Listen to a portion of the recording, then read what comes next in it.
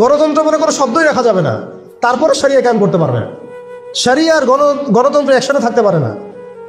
শরিয়া, গণতন্ত্র, ধর্মনিরপেক্ষতাবাদ, কমিউনিজম এগুলো একসাথে থাকতে পারে না। একটা বোতল, এর মধ্যে আছে আপনার বিষ, এখানে আপনি দুধ খেতে পারবেন না। একটা বোতল, এখানে আছে বিষ, আপনি এটাকে 1000 বার ধুইতে হবে, ধোয়ার পরে আপনি দুধ ঢালতে পারবেন, খাওয়ার রিস্ক দিতে পারবেন, তাও খাবেন কিনা সন্দেহ আছে। আর এগুলো তো হচ্ছে মারাত্মক শিরকের বিষ। এগুলো পশ্চিমাদের দাসত্ব করাবে আপনাকে। আমাদের হচ্ছে বড় কান্ট্রি আছে একটা তুরস্ক, একটা ইসলামিক ল বাস্তবায়ন করছে কিনা দেখায়। বড় একটা কান্ট্রি আছে মিশর, দেখায় না আমাকে একটা ইসলামিক ল বাস্তবায়ন করতে পারছে কিনা।